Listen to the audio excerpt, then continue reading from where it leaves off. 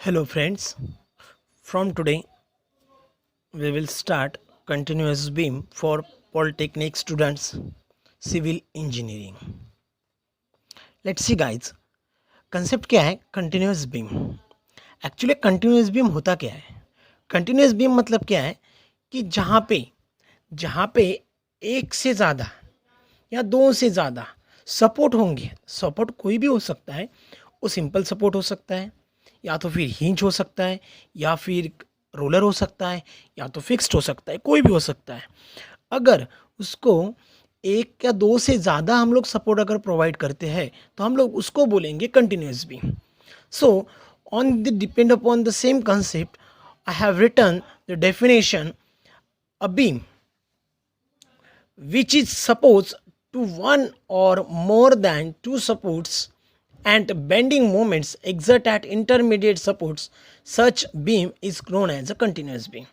मतलब कि क्या है कि जहाँ पे एक या दो से ज़्यादा सपोर्ट्स आएंगे तो उसको हम लोग क्या बोलेंगे? कंटिन्यूस बीम बोलेंगे। ओके, तो उसके बाद आता है concept of elastic curve for different type of continuous beam. Actually concept of elastic curve का मतलब क्या होता है कि कंसेप्ट ऑफ इलास्टिक कर्व का मतलब होता है it is related to the slope and deflection. तो जहाँ पे हम लोग जो सपोर्ट प्रोवाइड कर रहे हैं उस एंड के लिए स्लोप और डिफ्लेक्शन की कंडीशन क्या होगी हम लोगों को ही देखना है। अगर स्लोप ज़ीरो होता है तो ऑब्वियसली वहाँ पे मोमेंट कितना आना है, डिफ्लेक्शन कितना होता है, ये सब कुछ हमें इस चैप्टर के अंदर स्टडी करना है। Okay, so let's see. First जो मैंने कंडीशन दी है वो दी है continuous beam width both and simply supported. तो देखो यहाँ पे दो से ज़्यादा सपोर्ट से तीन सपोर्ट्स दिए हुए हैं, उसके ऊपर दो लोड है W1 W2। अभी फॉर दिस बीम अगर हम लोगों को इलास्टिक कर्व डिफरेंट कंडीशन देखनी है तो ऑब्वियसली इस लोड की वजह से यहाँ पे क्या आएगा, तो यहाँ पे ये सैगिंग कंडीशन आएगी। देखो कुछ ऐसी एक सैगिंग कंडीशन आने वाली है, तो ये हो रही है सैगिंग कंडीशन। अब इस सैगिंग कंडीशन के अंदर हमें क्या देखना है? देखो मैंने लास्ट वीडियो में बताया था कि अगर इंड्स सिंपल सपोर्ट होंगे तो मोमेंट क्या होता है? ज़ीरो होता है। अगर फिक्स्ड होता है तो वहाँ पे कुछ ना कुछ आप लोगों को मोमेंट्स मिलना है। मगर कंसिडर क्या कंसेप्ट क्या होता है? जहाँ पे सिंपल सपोर्ट है वहाँ पे फिक्स्ड एंड का इंटरेक्शन होता है, सॉरी वहाँ पे स्लोप का इंटरेक्शन होता है। तो मतलब कि यहाँ पे क्या होगा? यहाँ पे होगा थीटा ए, यहाँ पे क्या आएगा? थीटा ए। सेम वे यहाँ पे भी सिंपली सपोर्टेड है, सिंपल सपोर्ट है, मतलब यहाँ पे स्लोप क्या होगा? ए वाला जो स्लोप होगा वो होगा थीटा बी। यहाँ पे देखते हैं हम लोग B2C स्पैन के लिए, B2C स्पैन के लिए देखो यहाँ पे भी स्लोप है तो यहाँ पे सपोर्ट क्या होगा? Theta B. और C2B के लिए देखेंगे यहाँ पे भी सिंपल सपोर्ट है, इसका मतलब स्लोप का कंसेप्ट होगा ही, तो यहाँ पे आएगा थीटा सी। तो ये हो गया कंसेप्ट फर्स्ट कंडीशन के लिए। तो बाद में देखते हैं सेकंड कंडीशन। सेकंड कंडीशन के लिए उन्होंने क्या बोला है? Continuous beam width one and fixed. यहाँ पे देखो वन एंड फिक्स्ड है and other and simply supported. जो बाकी के हैं वो सिंपल सपोर्ट हम लोगों ने प्रोवाइड किए। अभी कंडीशन क्या है? यहाँ पे एक एंड फिक्स्ड है, तो यहाँ पे एक एंड फिक्स्ड है मतलब बेंडिंग मोमेंट कैसा आएगा कि यहाँ पे जो डिफ्लेक्शन होगा ये कुछ ऐसा होगा। देखो आराम से, तो ये कुछ यहाँ से डिफ्लेक्ट होता जाएगा,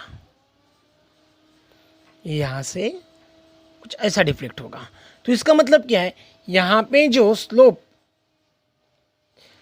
थीटा एट ए जो निकालना था ये क्या हो गया? ज़ीरो हो गया, क्योंकि यहाँ पे स्लोप ही नहीं है कुछ।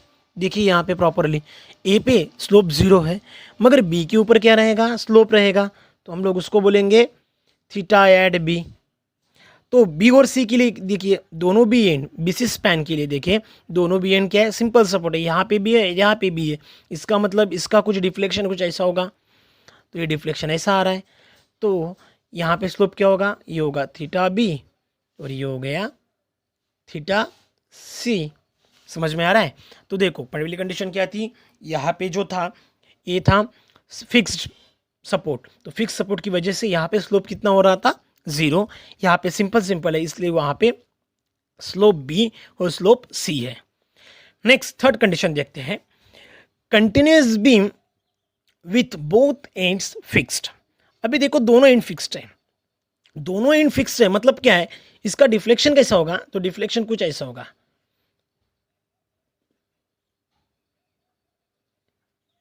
एक कुछ ऐसा होगा, और यहाँ में भी अच्छे से देखिए, यहाँ पे भी कुछ ऐसा होगा, तो डिफ्लेक्शन ऐसे आने वाला है।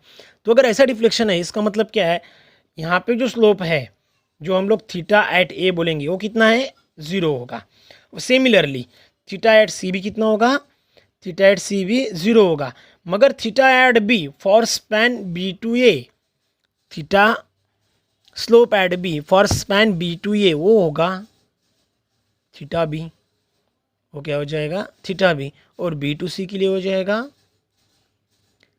Theta at B C, theta at B C, और इसको भी बी सी बोल देते हैं। ओके, तो ये आपको समझ में आ रहा है कि जहाँ पे फिक्स्ड है, जहाँ पे फिक्स्ड है वहाँ पे स्लोप क्या आ रहा है, 0 आ रहा है। जहाँ पे फिक्स्ड है वहाँ पे स्लोप 0 आ रहा है, और जहाँ पे सिंपल सपोर्ट है वहाँ पे स्लोप कुछ ना कुछ आने वाला है। ओके, लास्ट में देखते हैं कि यहाँ पे देखो continuous beam width and span overhanging. यहाँ पे देखो 2 से ज़्यादा सपोर्ट है, 3 सपोर्ट प्रोवाइड कर लिए, मगर जो लास्ट का जो स्पैन है वो क्या है, वो है ओवरहैंगिंग है। तो ओवरहैंगिंग के लिए देखते हैं पहले तो, हाँ सिंपल सपोर्ट है, मतलब क्या होगा, यहाँ पे जो डिफ्लेक्शन की कंडीशन है ये कैसी होगी, ये कंडीशन कुछ ऐसी हो जाएगी।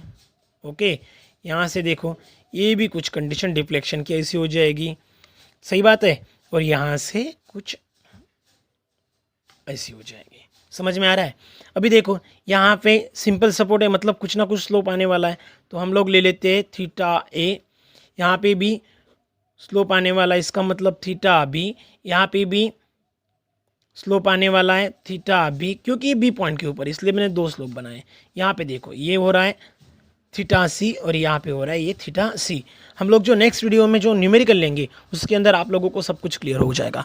अभी देखो यहाँ पे जो पॉइंट हम लोग इसको ए बी सी और इसको डी बोल देता हूँ मैं। डी पॉइंट अगर कोई एक सपोर्ट ही नहीं है तो यहाँ पे स्लोप होगा क्या, नहीं, यहाँ पे स्लोप नहीं होगा, तो यहाँ पे स्लोप 0 होगा।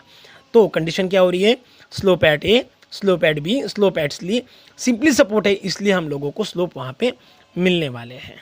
समझ में आ रहा है। Okay, thank you. Next video में हम लोग देखेंगे क्लैपेरॉन्स थ्योरम, क्लैपेरॉन्स थ्योरम जो कि हम लोग यूज़ करने वाले हैं इसका प्रॉब्लम सॉल्व करने के लिए। Thank you so much.